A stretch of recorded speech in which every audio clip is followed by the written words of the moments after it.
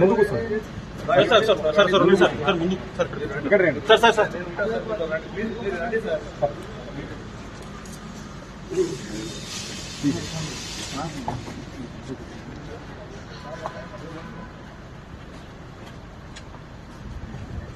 അല്ലു അർജുൻ അറസ്റ്റിലാണ്. ഒരു ആരാധികയുടെ മരണവുമായി ബന്ധപ്പെട്ടാണ് അല്ലുവിനെ ഇപ്പോൾ പോലീസ് അറസ്റ്റ് ചെയ്തിരിക്കുന്നത്. ആരാധന മൂത്ത് ഭ്രാന്താകുന്നവരുടെ ഒക്കെ ഒരവസ്ഥ ഇത്തരത്തിൽ ആയിരിക്കുമോ? ശരിയാണത്. ആരാധന മൂത്തിട്ട് ഒരുപാട് പേർക്ക് ഭ്രാന്താവുന്നുണ്ട്. നമ്മൾ തീർച്ചയായിട്ടും ആ സംഭവിച്ച ദുരന്തത്തിൽ നമ്മൾ ദുഃഖം രേഖപ്പെടുത്തുകയാണ്. പക്ഷെ അപ്പോഴും നമുക്ക് പറയാൻ വേണ്ടി സാധിക്കുക ആരാധകരുടെ ഒരു ഭ്രാന്തിൻ്റെ ഭാഗമായിട്ട് തന്നെയാണ് ഇത്തരം ദുരന്തങ്ങൾ. കുഞ്ഞിനമ്മയെ നഷ്ടപ്പെട്ട ദുരന്തം സംഭവിച്ചത്. ഡിസംബർ 4 ബുധനാഴ്ച രാത്രി 11 മണിക്കാണ് പുഷ്പ 2ൻ്റെ റിലീസുമായി ബന്ധപ്പെട്ടൊരു പ്രീമിയർ ഷോ സന്ധ്യ തിയേറ്ററിൽ, ഹൈദരാബാദിലെ സന്ധ്യ തിയേറ്ററിൽ നടന്നത്. അവിടെ അല്ലു അർജുൻ എത്തിയിരുന്നു. അവിടെ അല്ലു അർജുനെ കാണാൻ വേണ്ടിയിട്ടാണ് ഈ യുവതിയും അവരുടെ ഭർത്താവും പിന്നെ കുഞ്ഞിനെയും കൂട്ടിയെത്തിയത്. ഇതിനിടയിലുണ്ടായ തിക്കിലും തിരക്കിലും പെട്ടാണ്, ശ്വാസം കിട്ടാതെയാണ് ഈ യുവതി മരണപ്പെടുകയൊക്കെ ചെയ്തത്. തുടർന്ന് അല്ലു അർജുനെതിരെ അതോടൊപ്പം തന്നെ അവിടെ തിയേറ്ററിൻ്റെ ഉടമസ്ഥനെതിരെയൊക്കെ പോലീസ് കേസ് രജിസ്റ്റർ ചെയ്യുകയൊക്കെ ചെയ്യുകയുണ്ടായി.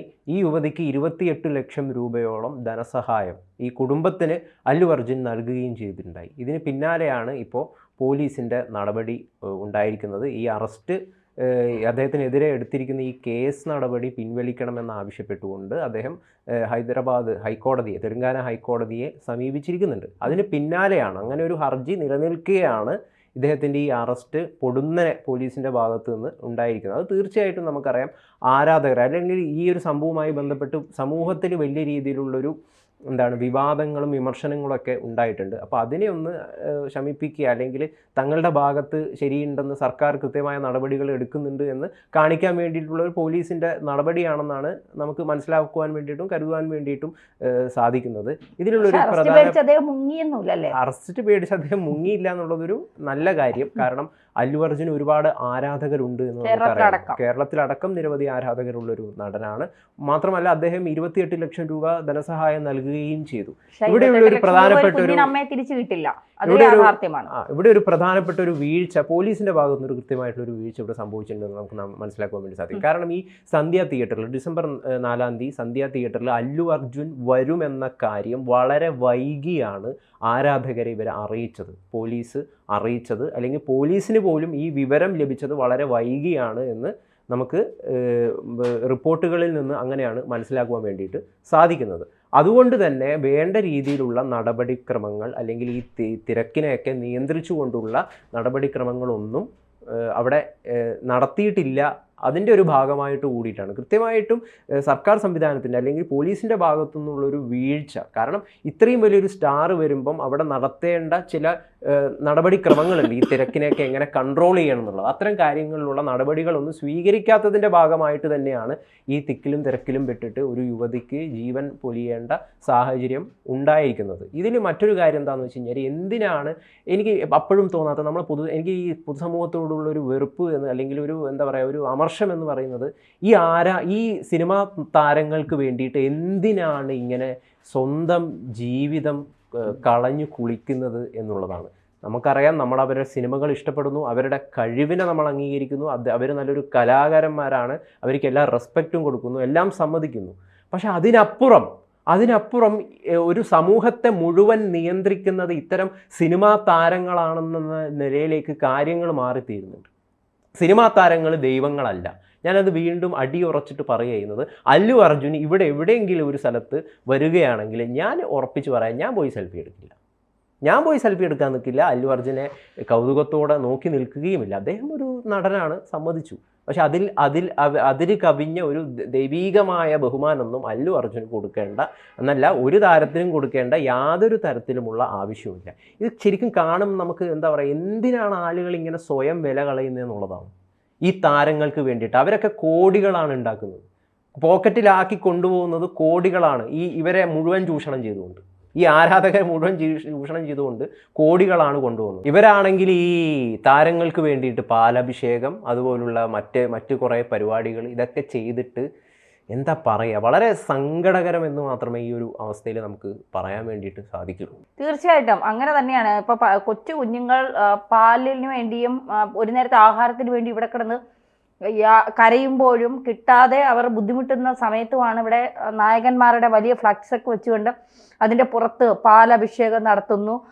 ഓരോ തിയേറ്ററിലൊക്കെ നമ്മൾ, നടൻ്റെ പേര് ഞാൻ പറയുന്നില്ല, എനിക്കും ഇത്തരം ഒരു അനുഭവം ഉണ്ടായിട്ടുണ്ട്. എനിക്ക് ഏറ്റവും ഇഷ്ടപ്പെട്ട ഒരു നടൻ്റെ ഒരു സിനിമ ഇറങ്ങി, സിനിമ 8 നിലയിൽ പൊട്ടിപ്പോയി. പക്ഷെ ആ നടൻ അന്ന് ആ തിയേറ്ററിൽ വരുന്നു എന്ന് പറഞ്ഞുകൊണ്ട് ഒരുപാട് നാൾ കാത്തിരുന്ന് തിയേറ്ററിലെത്തിയ സിനിമയാണ്. അപ്പോൾ ആ നടൻ അന്ന് പിന്നെ തിയേറ്ററിൽ വരുന്നു എന്ന് പറഞ്ഞുകൊണ്ട് ഞാനും വെളുപ്പിന് രാത്രി 11 മണിക്ക് തിയേറ്ററിൻ്റെ മുന്നിലാണ്, വെളുപ്പിന് 4 മണിക്ക് എങ്ങാണ്ടാണെന്ന് തോന്നുന്നു ഷോ. അപ്പോൾ ഈ മാധ്യമ പ്രവർത്തന ജീവിതത്തിൽ ഒരുപാട് നടന്മാരെ കാണാൻ സാധിച്ചെങ്കിലും എനിക്ക് ഏറ്റവും ഇഷ്ടപ്പെട്ട ഈ നടനെ കാണാനുള്ള ഭാഗ്യം എനിക്ക് അതുവരെ ഉണ്ടായിട്ടില്ല. അപ്പോൾ അതിൻ്റെ ഒരു ആകാംക്ഷയും നമ്മൾ തിരിച്ചറിയുന്നില്ല. അദ്ദേഹത്തെ അല്ല നമ്മൾ സ്നേഹിക്കുന്നത്, അദ്ദേഹം ചെയ്തു വെച്ച ഓരോ കഥാപാത്രത്തെയുമാണ് നമ്മൾ സ്നേഹിക്കുന്നത് എന്നുള്ളതാണ്. ആ വ്യക്തിയെ പേഴ്സണലായിട്ട് ചോദിച്ചാൽ ചിലപ്പോൾ നമുക്ക് ഇഷ്ടം കാണില്ല, അദ്ദേഹം ചെയ്തു വെച്ച കഥാപാത്രങ്ങളിലൂടെയാണ് നമ്മൾ അദ്ദേഹത്തെ ഇഷ്ടപ്പെടുന്നത് എന്നുള്ളത്. അവിടെ പോയി നിന്ന് ആൾക്കൂട്ടമൊക്കെ കണ്ട് കുറച്ച് സമയം കഴിഞ്ഞപ്പോൾ ഞാൻ വിചാരിച്ചു ഈ ആൾക്കൂട്ടത്തിൻ്റെ ഇടയിൽപ്പെട്ട് മരിച്ചു പോകുന്നതിൽ നല്ലത് മര്യാദയ്ക്ക് ജീവനും കൊണ്ട് വീട്ടിൽ പോകുന്നതാണ്. അല്ലെങ്കിൽ നമുക്ക് പ്രശ്നം വരും. കാരണം ജനക്കൂട്ടം എന്ന് പറയുന്നത് അത്രയും ജനമാണ്, പെരുമഴയും. നമുക്ക് ഒരു അങ്ങോട്ടും ഇങ്ങോട്ടും ഇങ്ങനെയാണ് നമ്മൾ നിൽക്കുന്നത്. ഇങ്ങനെ ഒന്ന് കൈ ഇങ്ങനെ ആക്കാൻ, കാരണം 4 സൈഡും ആരാധകരാണ്, നടുക്കാണ്. പെട്ടുപോയാൽ പിന്നെ അതിൻ്റെ അകത്ത് നിന്ന് ഇറങ്ങാൻ കഴിയില്ല. ഇദ്ദേഹം വന്നു കഴിഞ്ഞപ്പോൾ ആ കാറ് അദ്ദേഹത്തെ ഇറങ്ങാൻ ഈ ആരാധകർ സമ്മതിക്കുന്നില്ല എന്നുള്ള അവസാനം പോലീസും അദ്ദേഹത്തിൻ്റെ ബോഡി ഗാർഡ്സും ഒക്കെ ആളുകളെയൊക്കെ തള്ളി മാറ്റിയാണ് ഇദ്ദേഹത്തെ തിയേറ്ററിൻ്റെ അകത്തേക്ക് കൊണ്ടുപോയത്. അപ്പോഴൊക്കെ നമ്മൾ അതൊക്കെ കഴിഞ്ഞിട്ടാണ് നമുക്ക് ബുദ്ധി വയ്ക്കുന്നത്, എന്തിനാണ് ഈ കിടന്ന് തള്ളുന്നത്, എന്തിനാണ് ഇതിൽപ്പെട്ട് 1, 2, 3, 4 പേര് മരിച്ചാൽ നഷ്ടം അവരുടെ കുടുംബത്തിനാണ്, എന്തെങ്കിലും സംഭവിച്ചാൽ നഷ്ടം അവരുടെ കുടുംബത്തിനാണ്. ഇവര് ഈ നഷ്ടപരിഹാരം പോലുള്ളത് കൊടുത്ത് അവരുടെ തടിപുര, അവർ പൈസ ഉള്ളതായതുകൊണ്ട് ഏത് കോടതിയിലും പോയി അവർക്ക് രക്ഷപ്പെടാം.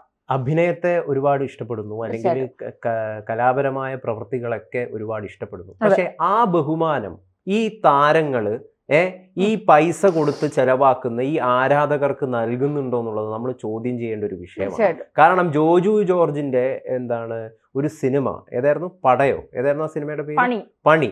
ആ പണി എന്ന് പറയുന്ന ഒരു സിനിമ റിലീസായപ്പം അതിനെ വിമർശിച്ചുകൊണ്ട് സോഷ്യൽ മീഡിയയിൽ ഒരു അഭിപ്രായം രേഖപ്പെടുത്തിയ ഒരു യുവാവിനെ വിളിച്ചിട്ട് അദ്ദേഹം ഏത് രീതിയിലാണ് പ്രതികരിച്ചതെന്നും അത് ഏത് രീതിയിലാണ് വൈറലായതെന്നും ഒക്കെ നമുക്കറിയാം. അപ്പോൾ അത്രമാത്രം ബഹുമാനമേ ഈ താരങ്ങൾ, ഈ താരസിംഹാസന ചക്രവർത്തിമാരായിട്ടുള്ള ഈ നടന്മാരൊക്കെ ആരാധകർക്ക് നൽകുന്നുള്ളൂ. കൃത്യമായി പറഞ്ഞു കഴിഞ്ഞു കഴിഞ്ഞാൽ ഈ ആരാധകരെയൊക്കെ ചൂഷണം ചെയ്ത് ജീവിക്കുകയാണ് ഈ താരസിംഹാസനത്തിലിരിക്കുന്ന ആളുകൾ. അപ്പം ദയവ് ചെയ്തിട്ട് പൊതുസമൂഹം മനസ്സിലാക്കേണ്ട ഒരു കാര്യം, ഈ കലാകാരന്മാരെയൊക്കെ റെസ്പെക്റ്റ് ചെയ്തോളൂ, ബഹുമാനിച്ചോളൂ, അതിലൊന്നും യാതൊരു തെറ്റുമില്ല. പക്ഷെ ദയവ് ചെയ്തിട്ട് ഈ സിനിമാ താരങ്ങളാണ് ഈ സമൂഹത്തെ മുഴുവൻ നിയന്ത്രിക്കുന്നത്, അവർക്കൊരു ദൈവീകമായിട്ടുള്ള പരിവേഷമൊന്നും നൽകാതിരിക്കുക. ദൈവങ്ങളല്ല സിനിമാ നടന്മാർ എന്നാണ് നമുക്ക് പറയാൻ വേണ്ടിയിട്ട് സാധിക്കുക. നമ്മൾ ദിലീപിൻ്റെ വിഷയത്തിൽ പോലും ഏത് രീതിയിലാണ് അദ്ദേഹം അയ്യപ്പസ്വാമിയെ പോയി കണ്ടത്, അത് കാരണം അത്രയും ഇതുമായിട്ട് കണക്ട് ചെയ്യാൻ പറ്റുന്നൊരു വിഷയമാണത്. അതായത് അത്രയും വ്രതമെടുത്ത് പല ദിക്കുകളിൽ നിന്ന് അത്രയും ബുദ്ധിമുട്ടേറി അയ്യപ്പനെ കാണാൻ വരുന്ന ഒരുപാട് ഭക്തജനങ്ങളുണ്ട്. അതിൽ ദിലീപിന് മാത്രം ഒരു പ്രത്യേക പരിഗണന. കോടതി പോലും ചോദിച്ചു എന്തിൻ്റെ ആവശ്യത്തിനാണ് ഈ പ്രത്യേക പരിഗണന എന്നുള്ളത്. ഇത് സമൂഹത്തിൻ്റെ ഒരു രോഗമാണ്. അപ്പം സമൂഹം ഒരു തിരിച്ചറിവുണ്ടാവണം, സിനിമാ താരങ്ങളെ ദൈവമായിട്ട് കൽപ്പിക്കാതിരിക്കുക.